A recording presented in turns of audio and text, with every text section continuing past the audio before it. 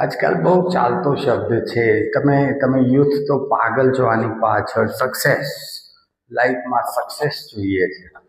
મારે જીવનમાં સક્સેસફુલ થવું છે, મારે લાઈફમાં એકદમથી ટોપ ઉપર પહોંચવું છે. બધાની ઈચ્છાઓ તો હોય છે ને, ઈચ્છાઓ કરવામાં ક્યાં પૈસા લાગે છે. પણ સક્સેસને પહેલાં સમજો.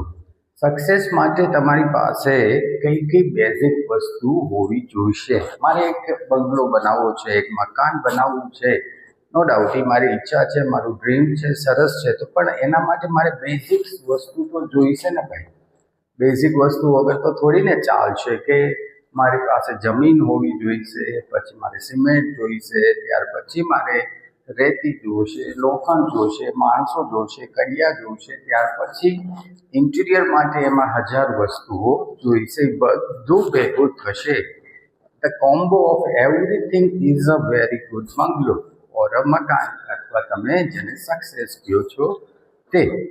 ખાલી કલ્પના કરવાથી થવાનું નથી. તો ચલો સમજીએ કે સક્સેસ માટે બેઝિક નીડ શું છે. આની આટલું તો જોઈએ જ.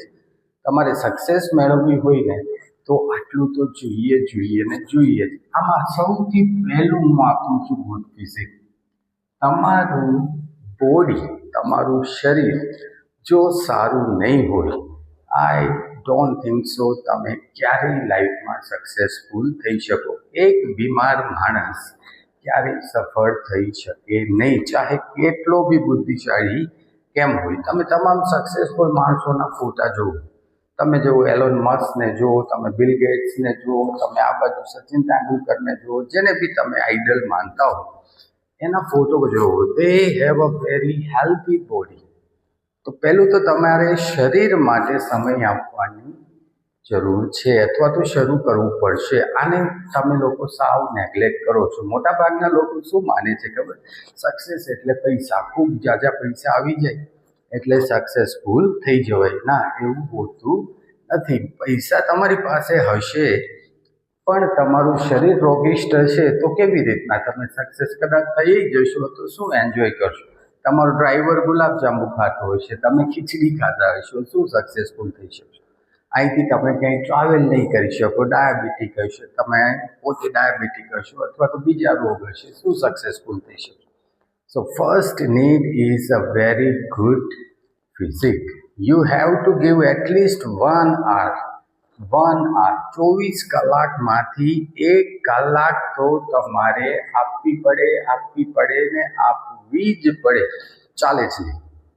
સક્સેસફુલ થવા કે ને માણસ ખૂબ મહેનત કરવી પડે, પણ પહેલી મહેનત શરીર ઉપર કરવી પડશે. તમે 24 કલાકમાંથી 1 કલાક જે માણસ એક્સરસાઇઝ અથવા તો જે કંઈ યોગા કે જે કંઈ પોતાના બોડીને સાચવવા માટે નથી આપતો, એ માણસ સક્સેસફુલ થઈ જ ન શકે, ચાહે ગમે એટલા હાથ પગ મારી લે. પહેલું મહત્વનું છે ગુડ ફિઝિક.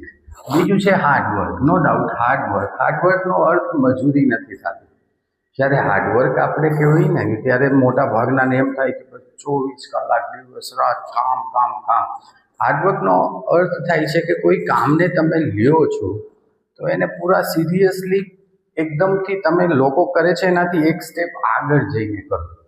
હું તમને ઘણી વખત ઉદાહરણ આપું છું ને. આપણે જઈનું કોનું આપણે ઉદાહરણ આપીએ છીએ આપણે અહીંયા ચાવાળાનું, જે દિવસના કેટલા 20-30 હજાર રૂપિયા 40 હજાર રૂપિયા દિવસના કમાય છે. ઘણા ચાવાળા છે આપણા ગામમાં. તે કેટલા છે? લગભગ 100-150 ચાવાળા છે. પણ આપણે બધા ત્યાં ચા પીવા જઈએ છીએ છતાં પણ. અને એ રોજના 20-30 હજાર કમાય છે. એ પોતે કરોડોપતિ છે. છતાં પણ તમે અત્યારે અહીંયા બેઠા ફોન કરશો કે ભાઈ એક 10 રૂપિયાની ચા દઈ જા. હવે 10 રૂપિયાની ચામાં એ ચા ભરશે, એક માણસને ત્યાંથી ચાલતો તમારી સુધી મોકલશે અને તમને ચા પ્રોવાઈડ કરશે. અને મળશે કેટલા? કદાચ ₹1, ₹2, ₹3, ₹4 ચામાં મળ્યા. એમાં એક માણસ રોકી લે છે. This is call hard work. એ એના કામને ગંભીરતાથી લે છે કે મારો એક પણ ગ્રાહક છે એ નિરાશ થવો જોઈએ નહીં, એને પૂરી સર્વિસ મળવી જોઈએ. આને કહેવાય હાર્ડવર્ક. સમજાય? ઓરિજિનલ હાર્ડવર્કની ડેફિનેશન. તો હાર્ડવર્ક એટલે આ. તો હાર્ડવર્ક બહુ મહત્વનું છે.